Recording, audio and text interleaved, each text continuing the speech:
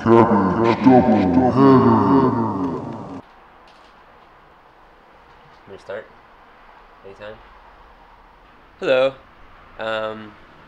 Today we're going to be doing some cabbage stuff. We're going to be making two things. Sauerkraut and coleslaw. Two of them are going to go into the sauerkraut and one into the coleslaw. So for this, just take off the outer kind of crummy leaf here. But they're, I think they're originally, the wild form was kind of a more leafy, kale-looking thing, and from the Mediterranean somewhere, and they've been cultivated for, I don't know, a long time. So there's all different types of cultivars of wild cabbage, which is the kind of original species. The species before humans started to cultivate it and change its outward look. So another same species, different cultivar. I'm also going to be using this today. This is a Brussels sprout. You know, it kind of looks like a little cabbage. Tastes kind of similar. But there's also things like kale that I mentioned earlier is also the same species, different cultivar. Broccoli, which is very weird. Broccoli rabe. Romanesco. And a couple other things. Cauliflower. Brock flour. So for this, we're gonna cut it in half, and we're gonna cut it the same way for each. I'm gonna slice it for the coleslaw. I'm just gonna slice it like this. For the sauerkraut, I mean. For the coleslaw, I'm gonna dice it up. So we'll do the coleslaw first, and I'll just put it right in there. Okay, so we're gonna. That's the best way to do this. Take out this stemmy part. Cut this.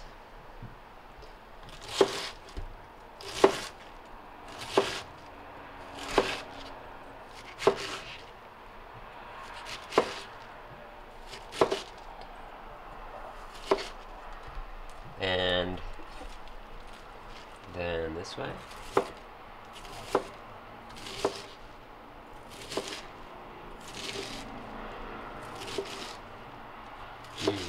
That already smells really good. It's got that nice sweet smell. So then just give it some more chops. So this is going to be for the coleslaw. So I like mine kind of like small dices like this.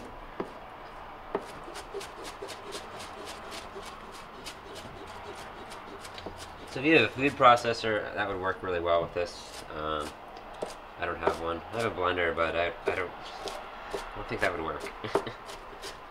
So what else do I have to say about cabbage? Always use this green, the nice green cabbage like this. I've actually used Savoy, which is yet another cultivar of the same species. So is Napa, I believe. Maybe not. But Savoy cabbage, which looks like this in shape, but the leaves are, I think they're a little less shiny, and they're very bumpy and more textury. Kind of like the tops of the Napa cabbage. And that's a little too bitter to eat raw. I've made it like that before, and it just was not good at all. It's just too bitter. But this is perfect raw. And actually I guess it cures or pickles slightly. So it'll be really good tomorrow because we'll put a bunch of salt and vinegar on it. And it's almost the same idea as the sauerkraut, but the sauerkraut is going to stay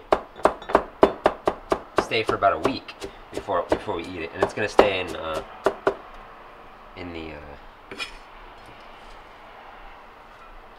the corner of the room somewhere. So now we're going to start the sauerkraut, and to do that we're going to Chop our cabbage up.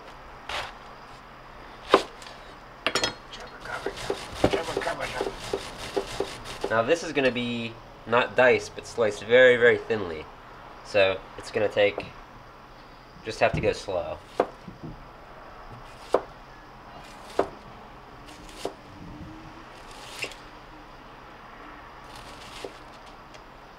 And then these front pieces are just.